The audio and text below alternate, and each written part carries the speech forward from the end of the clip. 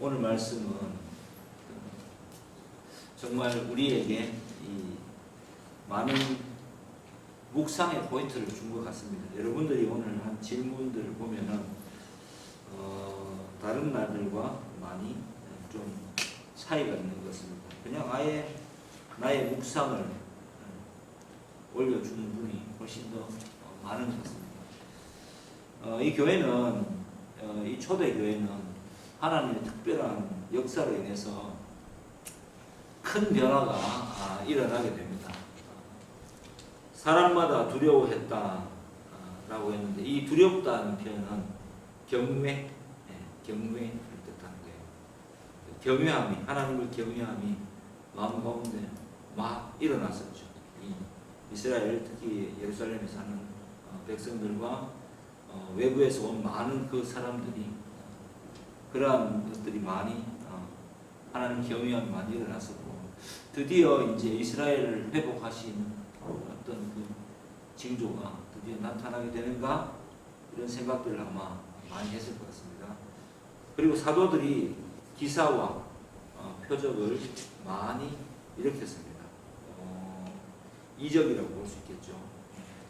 사람이 개입하는 것, 기적은 저절로 나타나는 것, 이적은 사람이 개입하는 것. 그래서 기사와 이적, 표적들이 많이 나타나는 것을 보고 아마 회복의 때가 나오고 또 성령의 역사로 인해서 사람들이 다 함께 모여서 이렇게 초대교회의 어떤 모습을 자기의 생활의 패턴이 바뀐 것, 그 다음에 집중하는 것, 하나님께 집중하는 것, 또 백성에게, 그래서 당시 사회에 어떠한 영향을 끼쳤는가를 또 보여주는 것, 이런 식으로 좀 다양하게 이 초대교회의 어떤 모습들이 기록되어 있는 것을 우리가 볼 수가 있습니다. 그래서 이 본문을 보고 여러분들이 이번 주에는 많은 생각을 하신 것 같아요. 첫 번째 질문입니다. 초대교회는 지금과 굉장히 다른 것 같습니다.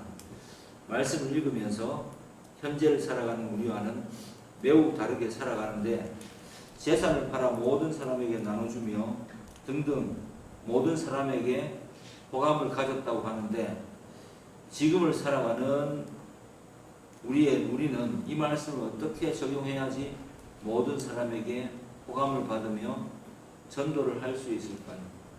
말씀에 나오는 그 시대처럼 소유물을 나눠주고 해야 할까요? 라고 질문을 했습니다. 자, 이 질문에서 제일 좀 기본 전제는 그냥 많은 사람에게 나눠줘야 되는가? 지금 내가 전도를 하기 위해서 라고 했는데 이 본문을 가만히 보면 이 믿는 사람이라는 44절 말씀을 먼저 봐야 되겠죠. 믿는 사람이 다 함께 있는 겁니다. 그래서 믿는 사람들이 함께 모든 물건을 서로 통용했다라는 거지, 각 사람이라는 것은 믿는 각 사람을 뜻하는 거겠죠. 그래서 우리가 전도하기 위해서 모르는 사람에게, 전혀 또 믿지도 않는 사람들에게 돈을 쓰라 이런 이야기는 아닌 것 같습니다. 중요한 것이 이제 우리가 사회사업이라고 해서 교회에서 먼저 시작한 거죠. 사회구원, 사회적으로 복음을 전하는 것, 이런 것들이 많이 이 한국교회 초반에는 많이 나타났는데 굉장히 물론 좋은 겁니다.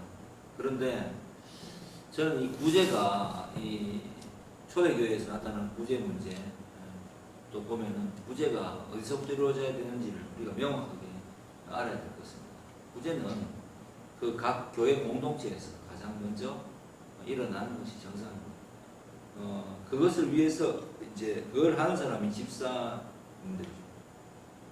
집사 직분을 받은 사람들이 교회 재정을 가지고 이제 또 구제를 하고 하는 일에 앞장서기 위해서 7 집사를 초대교회에서 세웠죠. 교회 재정이라는 것은 그 교회 내에서 먼저 이 통용이 되는 것, 그리고 그 이후로 사회로 확대되어 가냐 되냐, 저는 이 부분에 대해서 조금 생각해 봐야 될 여지가 있다고 봅니다. 왜냐하면 뭐 이 본문에서 나왔듯이 그 믿는 사람들이 초대교회에서 함께 있어서 서로 물건을 통용하고 서로의 그 필요를 따라서 나눠주고, 또 뭐 신부는과 초대교회 특성을 보면 신부는과 어떤 그 경제적 어떤 격차들을 고려하지 않고 함께 어우러져서 그 교제를 했다는 것을 보면은 그 모습을 통해서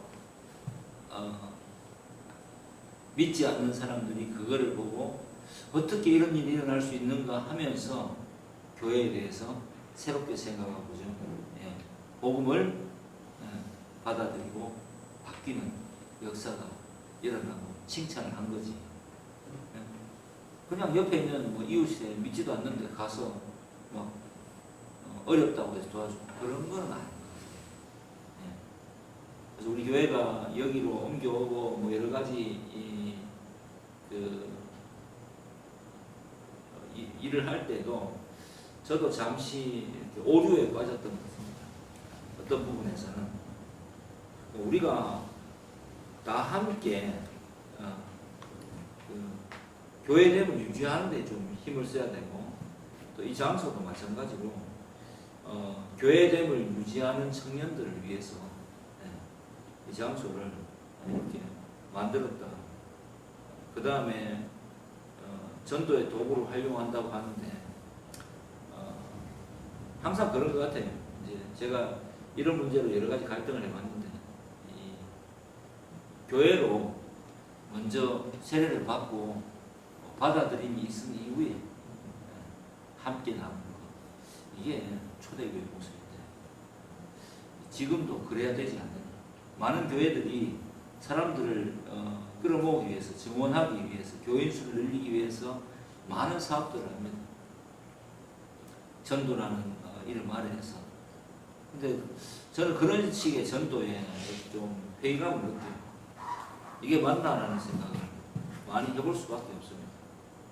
왜냐하면 뭐 들어왔는데 교회 안에 있는 사람들은 소외되고 또 이렇게 그 어떤 혜택이라고 해야 되겠죠. 그런 데서 좀 보고 싶지만 받고 싶지만 멀어져 있고, 그냥 불특정 다수를 대상으로 한 그러한 것들을 한다?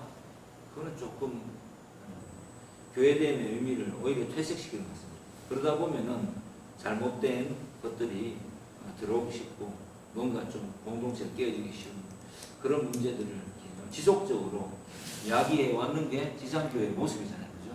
물론 조직이 생기고 사람들이 많아지니까 그것을 운영할 사람이 필요하겠고, 그래서 그것을 운영하는 사람들이 또 이 직분자들이 다른 생각으로 교회를 키우고 싶은 마음에 그러한 것들을 하다 보면은 항상 문제가 생겨서 한국교회가 이 지경이 되지 않았나라고 저는 생각합니다. 뭐 대형교회 말고는 사실 소형교회들은 그 존폐가 그 위기를 맞고 있다라고 많이 이야기를 합니다. 상가교회는 특히 많이 비었다. 그런데 상가교회를 먼저 예배당을 마련해놓고 사람들한테 그죠 오기를 바라는 것이 맞는가? 아니면 우리가 모이고 예배 드리다가 서로 교회됨을 유지하다가 뭐 가정교회라도 그죠 이렇게 하다가 모일 자리가 너무 부족해서 그 사람들이 보를 얻는 게 맞는가? 그리고 사람들이 또 모였을 때 그 사람들이 어떤 불특정 다수를 대상으로 또 사람을 끌어모으기 위해서 막 결집해서 뭔가 재정을 쓰고 이런 게 맞는가?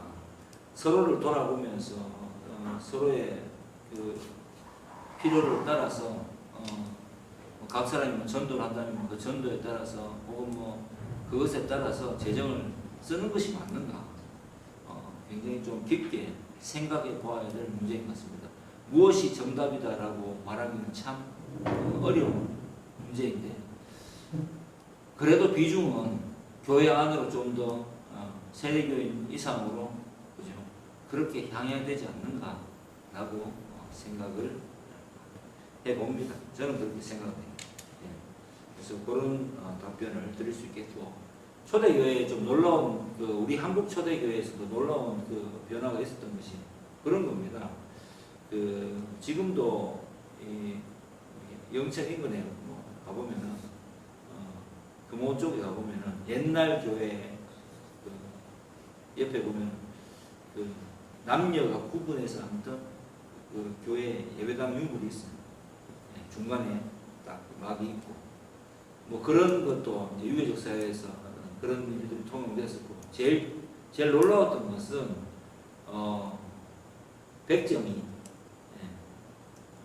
백정과 양반이 함께 교회를 나오게 됐는데, 이 양반이 겸상을 할 수 없다라고 해서 백정 출신의 장로님이 장로가 되었어요. 성도가 장로가 직분을 받고 할 수가 없다고 해서 고민을 하다가 그 양반이 한국 교회사에 보면 양반이 회개하고 함께 예배를 드리고 밥을 식탁을 하기 시작했을 때 그 모습을 보고 그 사회가 많은 충격을 받았고, 그 백정의 아들이 아마 선교사한테 배워서 우리나라 1호 의사가 되었던 거예요. 그렇게 기록되어 있습니다. 그런 역사가 있는 것이 교회여야 되지 않을까, 그렇게 생각을 해봅니다.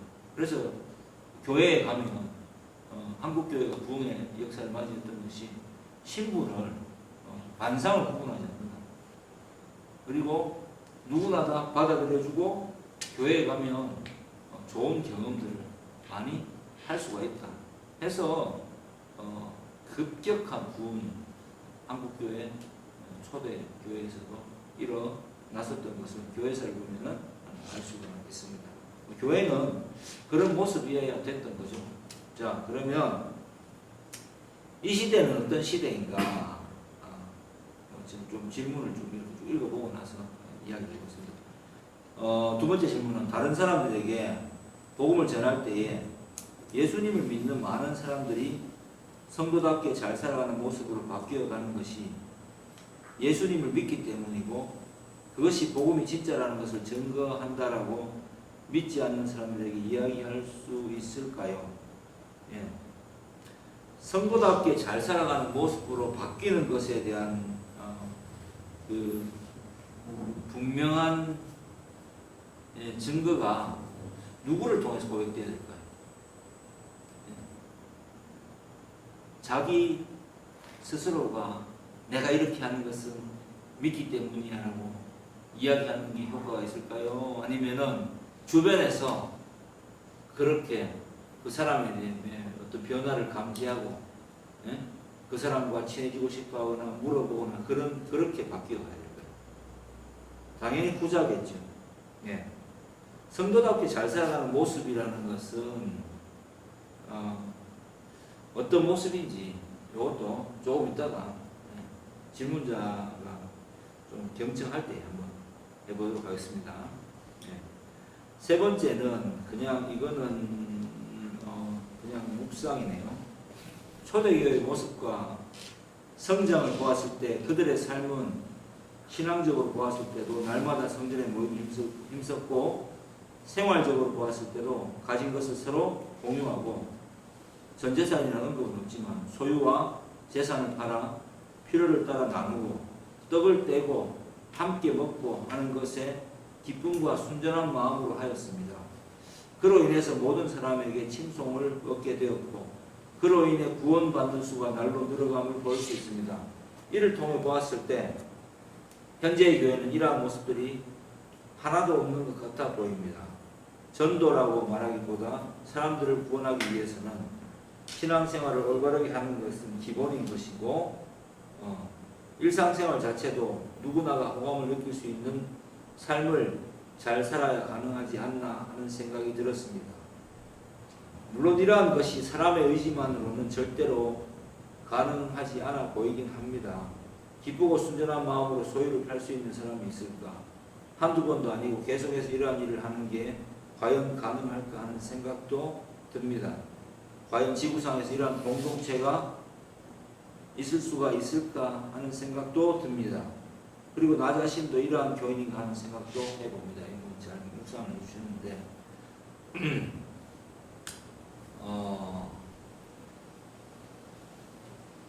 재산을 나누고 소유를 팔아. 여기에 지금 우리 마음이 다 집중되어 있죠, 이 본문에. 근데 이거는 바나바가 전 재산을 팔아, 그죠? 바나바가 사도잖아요. 바울과 바나바.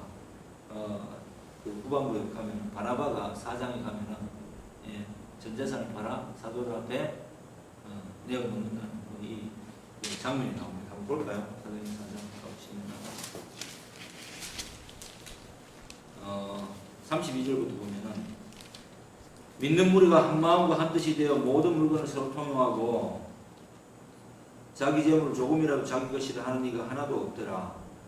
사도들이 큰 권능으로 주 예수의 부활을 증언하니 무리가 큰 은혜를 받아 그 중에 가난한 사람이 없으니 이는 밭과 집 있는 자는 팔아 그 판 것의 값을 가져다가 사도들의 발 앞에 두매 그들이 각 사람의 필요를 따라 나누어 줌이라. 구브로에서 난 레위족 사람이 있으니 이름은 요셉이라. 사도들이 일컬어 바나바라. 번역하면 위로의 아들이라 하니 그가 밭이 있음에 팔아 그 값을 가지고 사도들의 발 앞에 두니라. 이렇게 되어 있습니다. 다 팔았다는 이야기가 있습니까? 어떤 사람들은 다 팔 수도 있었겠죠.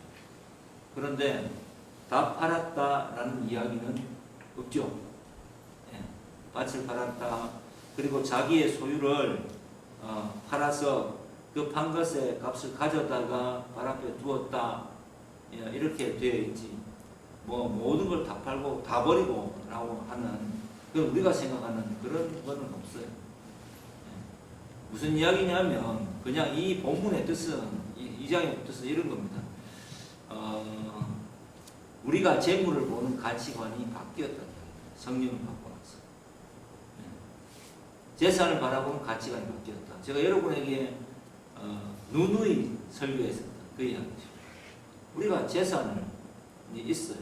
그럼 이거를 어디에 무엇을 위해서 써야 될까요? 기본 재산이라는 게 있죠. 자기가 먹고 입고 쓰는 것, 그죠? 이것은 자기가 써야 되겠죠. 왜? 필요하니까요. 그리고 나서 그 기본 생활을 영위하는 것도 안 되는 사람들을 위해서, 그죠? 이 초대교회에 보면 부자들이 소유를 팔아서 가난한 자가 없게 했다라고 이야기하잖아요. 그 공동체에서 가난한 자가 없게, 못 먹고 못 사는 사람이 없게. 우리 교회도 이러한 일들을 꾸준히 해왔죠. 해왔습니다. 실제로 우리 교회만큼 사실 이러한 일을 잘 해온 교회는 사실 저는 없다고 생각합니다. 그리고 잘 해왔고 참 작은 사람들이지만은 이 우리 초창기 교회 때 그 몇십 명의 사람들이, 그죠? 기꺼이 그러한 것들을 뭐 헌금하는 데 있어서 주저하지는 않았던 것으로 기억합니다. 저도 그 어떤 뭐 사례에 대한 생각이 그때부터 이제 당연히 우리 교회의 어떤 그 서로 간의 존중감을 위해서 뭐 할 수 있는 대로 주면 할 수 있는 만큼 헌금을 하고 또 힘을 써서 그 사람의 필요를 도우기로 하고 또 제가 나서서 이야기를 하면 또 뭐 그 흔쾌히 마음에 동의하는 바 있는 분들이 헌금을 했었고 그런 식으로 교회가 잘 되어 왔습니다. 그런 의미이지 다 팔아가지고 예수 믿으면 재산 다 팔아가 교회에 바쳐라. 이건 이단들이 하는 짓이겠죠. 자의적으로 마음이 내 자산을 바라보는 그죠 마음이 재물을 바라보는 마음이 다른 거죠. 달라져야 되는 거죠. 그리고 내가 주고 나서 아쉽거나 안타까운 마음, 그런 마음이 없어야 되는 거죠. 그 한도 내에서 헌금은 하는 겁니다. 그 한도 내에서 하는 거예요. 내가 냈으니까, 예? 그 소위 말해서 옛날에 그런 일이 있었잖아요. 자기 그 사업체를 운영하는데 우리 교회 교인도 아닌데 그 뭡니까? 세금을 기부금 영수증을 받을 목적으로 우리한테 줄 테니까 기부금 영수증 끊어줄 수 있겠는가. 그래서 제가 바로 단호하게 거절을 했었죠. 예. 누군가의 그때 고모분과 이모분과 하는 분이 와서 그렇게 뒤를 보기를 저는 그거는 아닌 것 같다고. 왜냐하면 우리가 그런 돈을 받아서 할 필요는 없는 거예요. 우리 형편껏 하면 되는 거지. 지금도 마찬가지입니다. 여러분은 이런 마음을 가져야 되는 거죠. 우리가 교육하기 위해서 서로 그죠? 어떤 뭐 신앙의 성장을 위해서 교회에 헌금을 합니다. 그거는 현금자 명단이 이제 이렇게 우리 교회가 있을 때 올라오기 때문에 내가 새롭게 오는 사람들에게도 본이 되면 되고, 그리고 내 마음이 무엇보다도 기본적으로 우리가 교회 구성원이 되었는데 다 함께 이 교회를 섬긴다는 마음으로 좀 헌신됨을 드러내는 것이 내 재산을 쓰는 거 아니겠습니까? 내 재산을 쓰는 거. 그런 마음으로 해야 된다는 것이고, 그것을 위해서 이제 일반 기성교회들에서는 뭐 11조다, 감사문이다, 여러 가지 항목을 나누어서 하기도 하는데, 그냥 그것만이어야 되는 거죠. 최하 그래도 그 정도는 내 수입의 한 10% 정도는 함께 나눌 수 있는 그런 마음을 가지는 것이 그런 마음이 있어야지 내가 성도라는 것을 표현할 수 있지 않을까. 나는 그냥 그 정도의 생각을 가지면 될 것 같아요. 왜? 재물이 있는 곳에 내 마음이 있잖아요. 내가 돈을 쓰는 곳에 내 마음이 있는 거 아닌가? 자문에 나오잖아요. 재물이 있는 곳에 내 마음이 있느니라. 그 재물을 어디에 쌓아두는 것이 가장 현명할까? 그것도 자기의 신앙의 그 목을 따라서 하는 거지. 뭐 함부로 무리하게 했다가 어떤 목적을 가지고 하는 분들도 있겠고, 그런 목적을 가지고 하는 사람이 있다라고 초대교회도 나오죠. 사도행전 5장에 보면 아나니아와 삽비라 이야기가 나옵니다. 예. 다 바쳤다고 거짓말했다가 그 자리에서 죽었죠. 예. 부부가 다 죽었습니다. 그런 식의 어떤 목적을 가지고 하면 안 되는 거죠.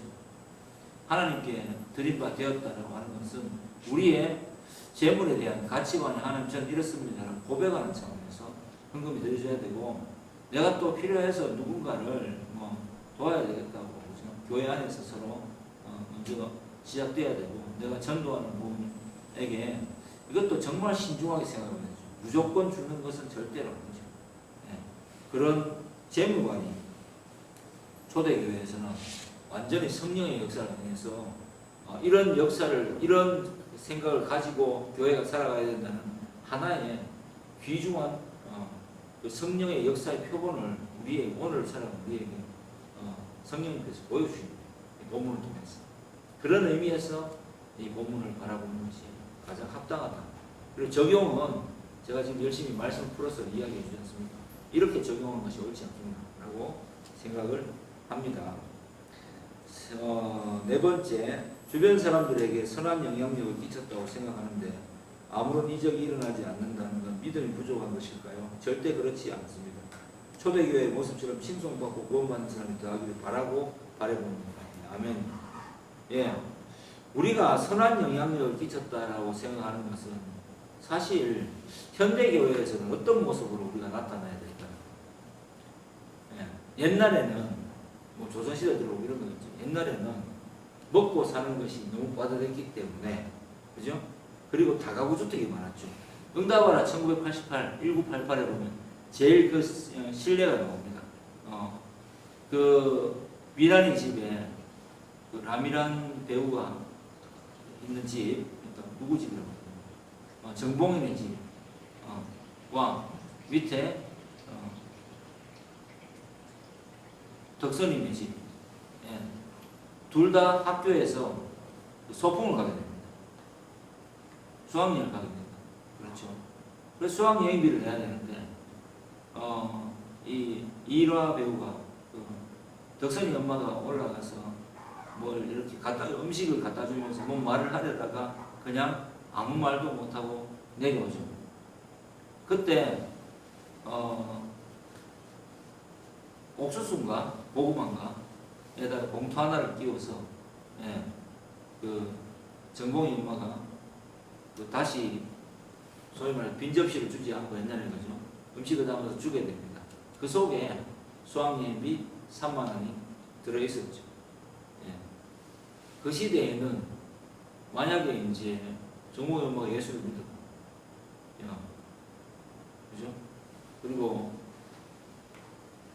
그렇게 선한 영향력을 끼쳤다면 그게 선한 영향력이었겠죠. 그 인격에 어떤 마음의 변화가 일어나지 않겠습니까? 현대는 지금 우리가 사는 시대는 굉장히 급변하는 시대죠. 엄청나게 빨리 변화되는 시대인데 이 시대에 사람들이 가장 따르고 원하는 것은 어떤 모습일까요? 어떤 모습의 사람들에게 여러분은 매력을 느낍니까? 어제 제가 뭐 어떤 이야기를 하다가 그런 이야기를 들었는데 목적을 가지고 접근하는 사람들이 싫다라고 이야기를 하다가 이제 우리 그 테니스 클럽 동생이 그런 이야기를 하더라고요. 목적을 가지고 접근하는 사람이 싫다. 저도 목적을 가지고 어떤 일을 도모하고 클럽에 들어가는 사람 굉장히 싫어합니다. 그냥 예를 들면 테니스 클럽이면 테니스가 좋아서 함께 교제하는 것이죠. 테니스 운동하고 교제하는 것이 좋아서 들어와야 되는데 뭐 이 클럽을 해가지고 사람들을 모아가지고 내가 입상하기 위한 뭐 어떤 뭐 베이스를 만들고 뭐 그리고 내 생각을 부지런히 하고 잘 치지 못한 사람하고 안 치고 잘 치는 사람만 타겟팅 해가지고 함께 치려고 하고 나 자신의 발전만 도모하고 그죠? 이런 사람들에 대해서 싫다는 이야기겠죠. 그럼 딱 나오잖아요. 어떤 사람을 좋아합니까? 베풀어주는 사람을 좋아하죠. 호구를 좋아한다는 뜻이 아니에요. 자기에 대해서 관심을 가져주는 사람, 진정한 관심을 가진 사람, 진심이 통한 시대죠. 그리고 그 사람은 어떤 사람이어야 됩니까? 나보다 나은 사람이죠.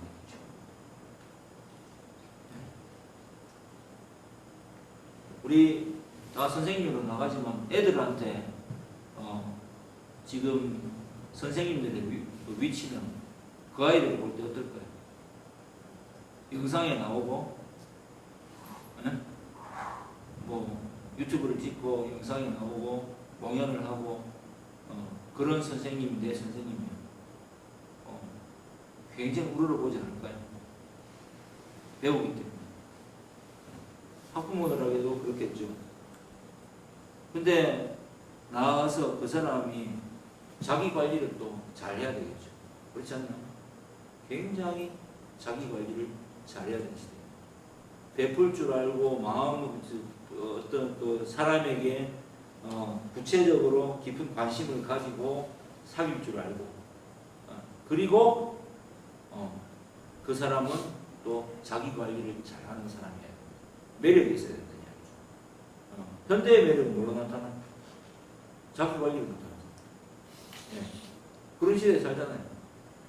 그러니까 그렇게 인스타에 또 뭐 SNS상에 보죠. 클립에 내가 어떻게 산다, 내가 얼마나 잘한다, 뭐 카톡 프사에 내가 얼마나 그죠 어떤 삶을 살고 있다라는 것을 보여주는데 그 글이나 이런 걸 보면 알 수 있잖아요. 아, 이 사람이 뭐가 되고 싶어 하는구나. 올려놓은 사진을 보면 그죠 이 사람이 대충 어떤 사람이구나. 우리 조금은 알 수 있잖아요. 그런데 어떤 사람에게 매력을 가지는 그러면 지금은 여러분들이 생각하는 바로 그 사람이 되어야 됩니다. 내가 나 스스로. 초대교회에는 이 본문에 나타난 교회에는 성령이 충만하고 재물에 대한 가치관이 바뀌고 그리고 이 사회 자체가 모두가 다 한 종교를 가진, 그죠? 이 예루살렘 공동체이기 때문에 그 속에서 각자의 이 나타나는 변화나 이 생각들에 끼치는 영향력이 어마어마했을 거예요. 근데 지금은 어때요? 사람에 관심이 없는 시대예요. 그러니까 우리가 복음을 전하려면 어떤 사람이 되어야 될까가 저는 이 시대가 돼서 제일 중요한 것 같아요. 예. 좀 자기 자신을 한번 보세요. 그리고 매력 있는 사람이 되려고 한번 노력해 봐야 될 것 같습니다. 적어도 사람들이 다가와서 말을 붙이거나 친해지고 싶은 사람이 되어야 되는 게 되게 중요하지 않을까요? 예. 그래서 정갈하게 정말 좀 깔끔하게 옷을 입어야 되고, 예. 뭐 씻는 것도 깨끗하게 씻어야 되겠죠. 예. 여러분 알잖아요, 그죠? 그 우스개 이야기도 개그맨들 가서 하지 않습니까? 입동네 나는 사람들 좋아할 거예요. 예. 몸에서 냄새 나면 안 좋아합니다. 붙으려고 하지도 않습니다. 현대가 그런 것 같아요. 예. 그래서 깨끗하게, 예. 비싼 옷을 입으라는 이야기는 아니죠. 깨끗하게, 예. 그리고 자기 관리 잘하고 실력 있고 주변에 선한 영향력을 끼칠 수 있는 사람들이 그 사람하고 친해지고 싶어 해야 되지 않겠습니까? 여러분 어떤 사람하고 친해지고 싶으세요? 그리고 그 사람하고 친해지려면 이라는 생각을 가지고 그 사람이 예수 믿네, 교회 다니네, 저렇게 해야 되는가? 저기 뭐가 있는가? 이런 호기심을 유발할 수 있는 적어도 그런 사람은 돼야 되지 않겠습니까? 모든 사람에게 아니고 자기 주변 사람들에게 만나는 사람들에게. 그래서 시대가 그런 것 같아요. 정말 우스개 이야기는 제가 이런 이야기를 하는 게 있죠. 방송상에서도 웃긴데 우리 집사람 하는 말이 있어요. 안 입는 거 제발 좀 버리라. 안 입을 것 같은 거, 구질구질한 거, 사람들이 볼 때 남루해 보이는 거. 옛날에는 절약의 미덕으로 보였지만 요즘은 그런 시대가 아니에요. 소비하고 아니면 너무 지저분하고 버려야 돼요.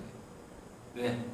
만나는 사람들의 그 덕을 세우기 위해서. 맞잖아요. 선생님이 되게 좀 멋있어야 돼요. 그렇지 않아? 멋있어요. 지금 멋있잖아요. 옷도 깔끔하게 입고, 옆에 딱 다가가면 선생님 냄새도 좋고, 채취도 좋고, 막 그래야 되지 않겠습니까? 그런 모습일 때 사람들이, 그런데 이 사람 굉장히 또, 요즘 말하는 그 다정다감, 진심, 이런 것들이 묻어나. 그래야 한번, 저 사람 진짜 궁금한데, 나도 저 사람처럼 예수 한번 믿어볼까? 교회 한번 나가볼까? 이런 생각 하지 않겠어요? 네? 그렇게 생각하지 않겠냐고. 굉장히 중요한 이야기인 것 같습니다. 저는 그렇게 생각합니다. 그래서 일단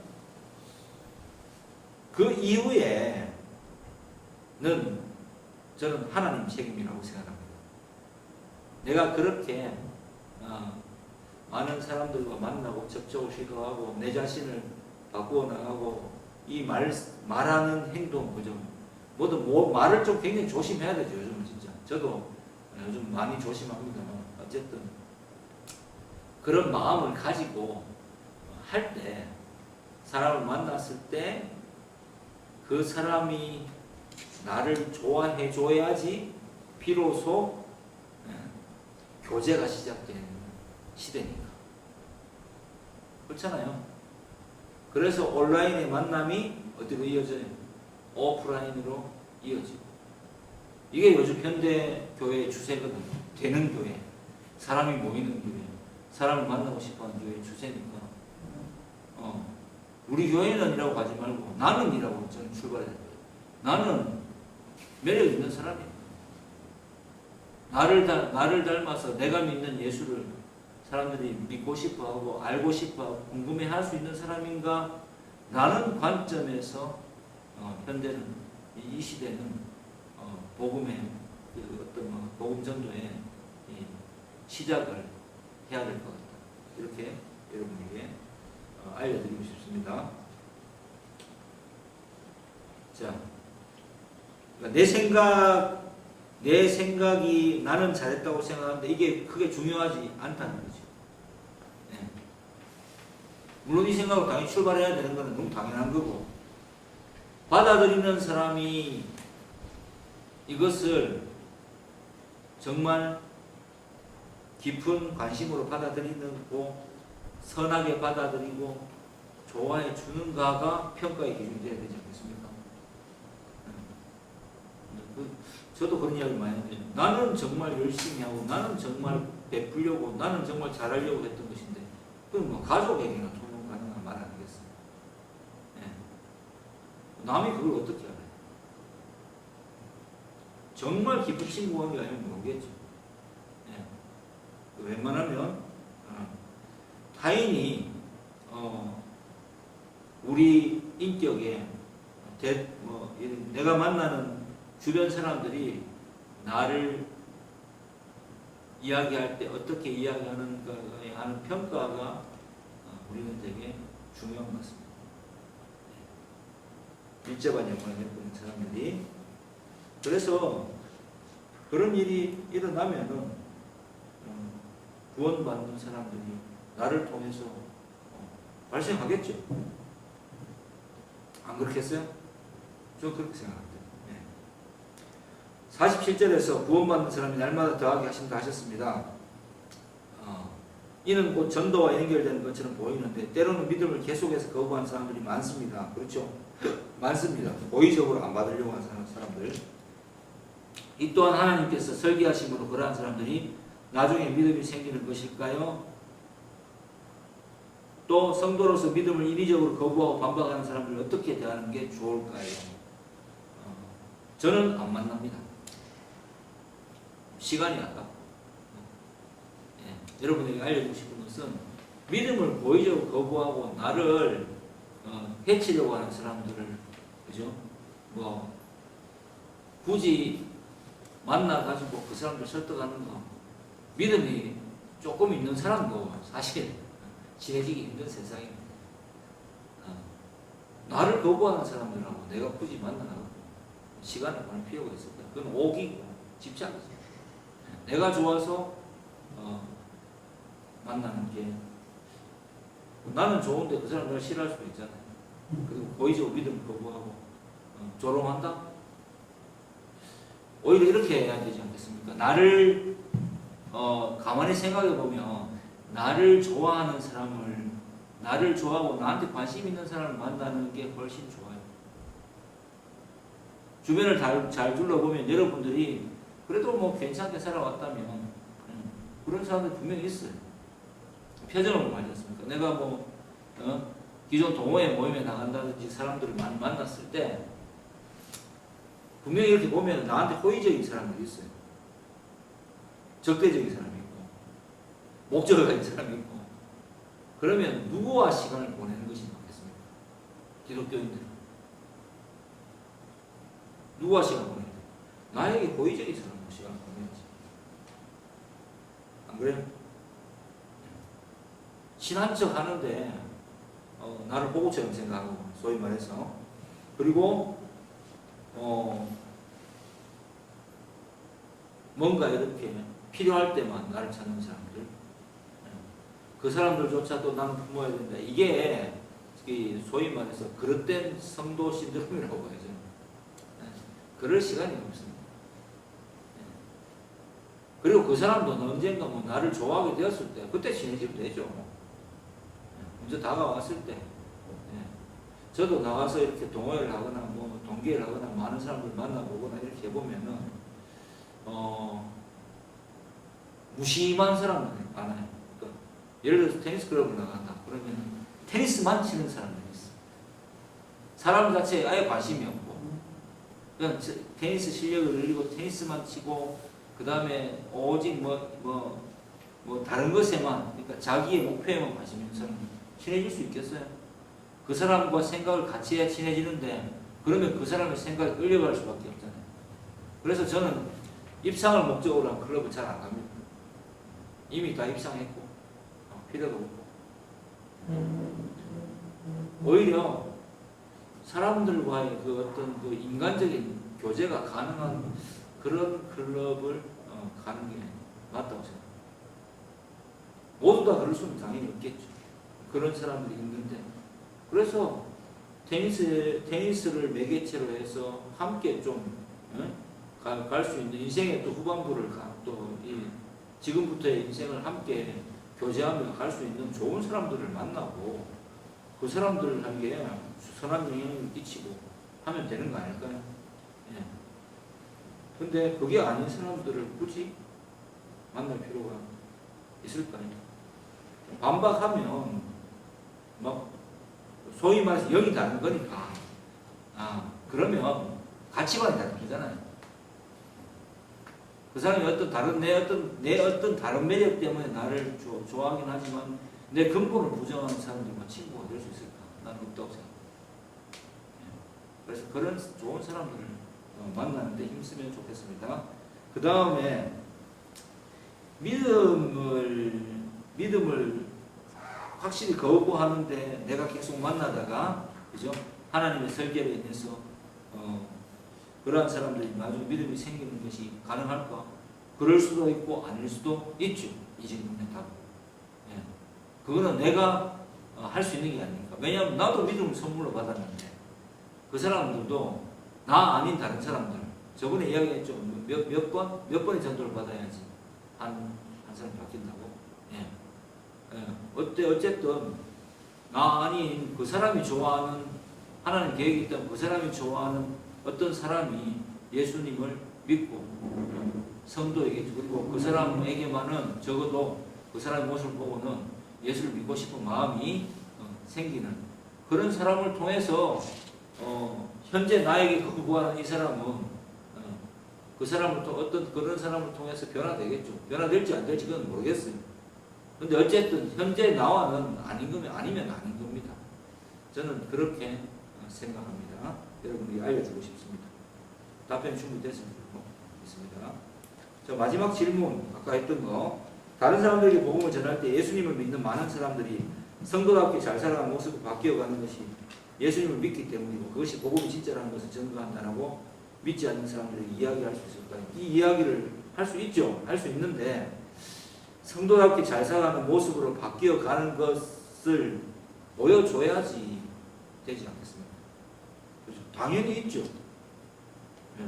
어떤 사람이 예수를 믿고 지금 굉장히 변화된 모습으로 잘 살고 있다. 내가 전도된 사람인데 예수님 믿고 정말 세례받고 지금은 믿음 생활하면서 가끔 우리가 인생에 고민 없는 인생이 있겠습니까? 하지만 옛날과는 다르게 평안한 가운데서 직장 생활도 하고 또 어떤 사업도 하고 내가 할 수 있는 많은 일들을 하고 그렇게 살아간다 라고 할 수 있지 않겠어요? 우리는 이런 생각들을 많이 해요. 내가 이렇게까지 해야 되나 이렇게 생각하는 사람이 많은데 이지선이라는 그 화상 입은 그죠? 그 자매 있죠? 간증하고 다니는 나는 하나님의 뭐다? 탤런트. 나는 배우인 거예요. 인생이 사실 그렇잖아요. 우리 모두가 다 어떻게 보면 역할들을 하고 있는 거잖아요. 네? 먼저 내가 그런 사람이 안 되고 예를 들어서 내가 목사가 아닌데 바깥에 나가서 나는 내 스스로는 나는 목사다 이렇게 생각을 하면서 만나는 사람들에게 막 목사처럼 옷을 입고 목사처럼 행동하면 사람들이 받아들이겠어요? 미쳤다고 생각하겠죠. 예. 나는 목사이기 때문에 목사답게 살아야 된다라고 계속 생각하게 되는 것 같습니다. 나는 또 아빠이기 때문에 아빠답게 아버지답게 살아야 된다고 생각을 하고 있고 나는 또 예수를 믿는 남편이기 때문에 아내에게는 또 예수 믿는 남편답게 살아가야 된다라고 생각합니다. 그러니까 우리는 먼저 역할을 먼저 부여받거나 내가 그 역할로 들어가야 되는 거죠. 그렇죠? 그 다음에 그 역할에서 가장 괜찮은 사람으로 자꾸 바뀌어가는 것을 보여줘야 되는 거죠.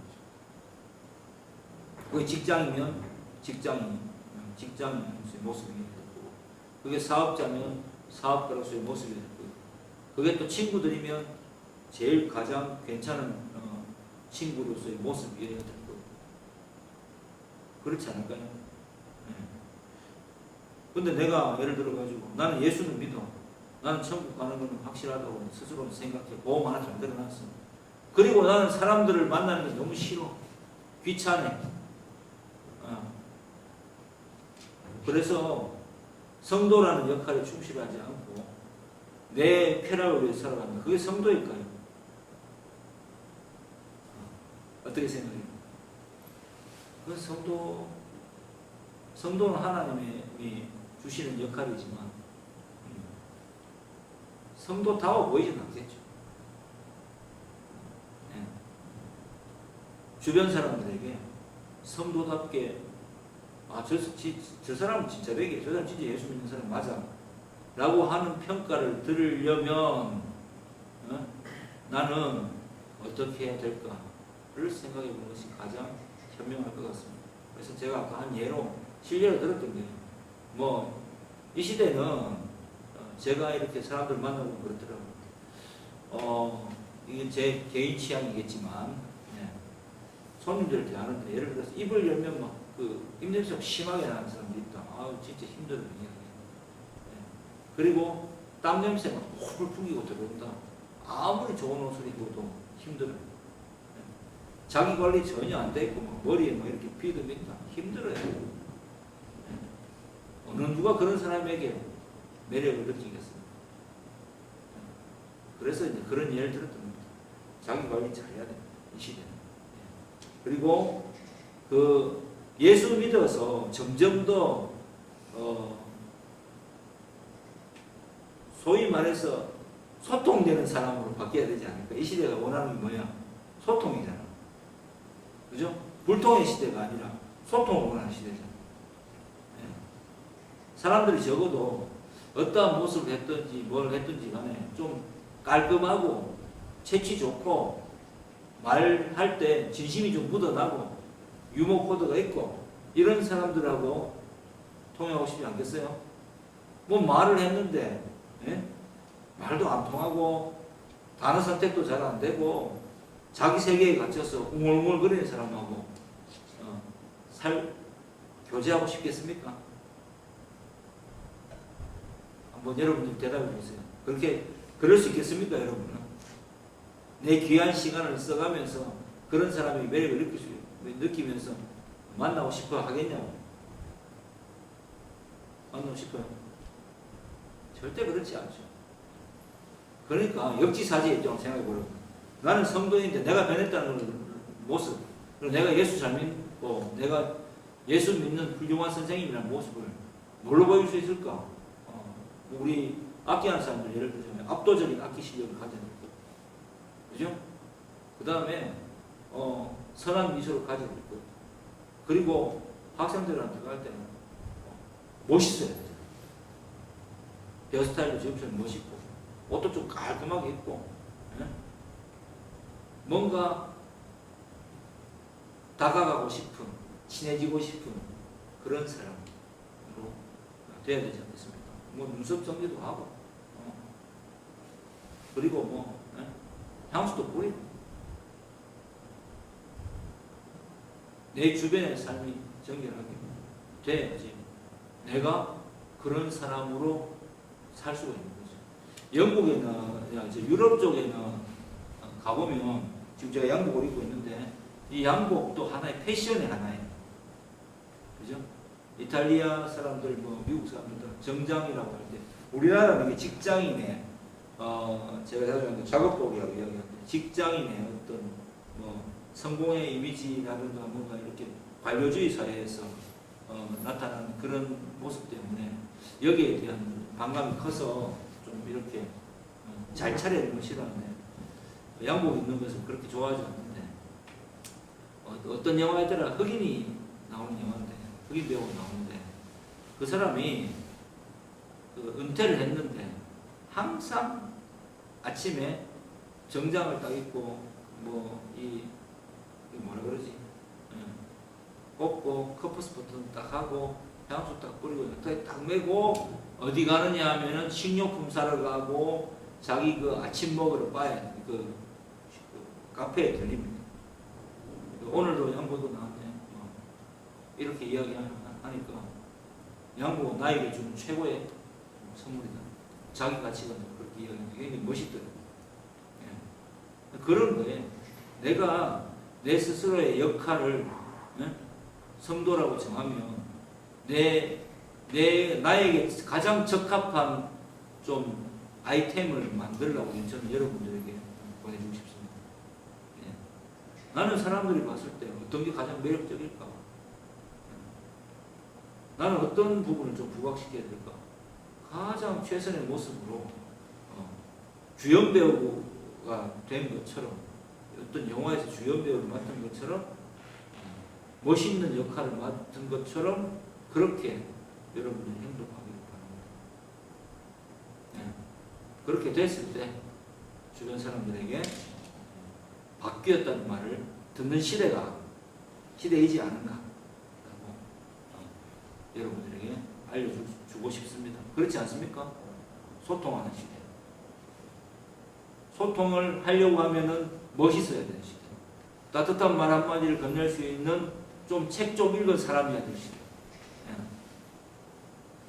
주야장창 애들 쓰는 단어나 써가면서 무슨 말을 했는데 무슨 이야기인지도 못 알아듣고 시사에 대해서는 아는 바가 없고 기본적인 소통조차 안 되는 그런 사람이라면 누가 그 사람에게 매력을 느끼겠습니까? 사람은 자기보다 무조건 잘하는 사람하고 친해지고 싶어 해요. 자기보다 낫고 자기보다 멋진 사람하고 친해지고 싶어 합니다. 그러면 여러분이 멋진 사람이 되어야 되지 않겠습니까? 그게 저는 성도의 오늘을 살아가는 성도의 가장 큰 역할이라고 봅니다. 이 본문을 통해서 우리가 칭찬받는 교회가 되려면 어떻게 해야 될지를 오늘 한번 깊이 있게 여러분의 묵상과 함께 생각해 보았습니다. 이 본문에 나타나는 이 재산에 대한 것은 다 팔아라는 이야기가 아니라 재물관이 바뀐다. 성령의 역사에 의해서 초대교회가 이런 역사가 일어났다라는 것을 보여주는 겁니다. 사도행전 5장에 가면 아나니아와 삽비라 때문에 교회가 또 한번 출렁거리고 그 다음에 또 어떻게 됩니까? 8장에 가면 박해 때문에 결국은 흩어지게 되죠. 길지 않은 시간 동안 길게 몇 개월부터 한 1, 2년, 2, 3년 사이에 예루살렘 교회가 확립이 되고 그 다음부터 어떻게 됩니까? 확산되죠. 박해 때문에. 그리고 이제 또 좋은 모습들이 또 초대교회에서 또 나타났겠죠. 그곳에서의 소상교회 때. 근데 지금 오늘을 살아가는 우리와는 환경이 완전히 다르죠. 그럼 오늘을 살아가는 우리에게는 어떤 것이 맞는가에 대해서 오늘 여러분에게 말씀을 통해서 한번 선포해 보았습니다. 이것들을 마음에 새기고 또 신앙생활하는 우리 모두가 되길 주의 이름으로 축복합니다. 네, 기도하겠습니다.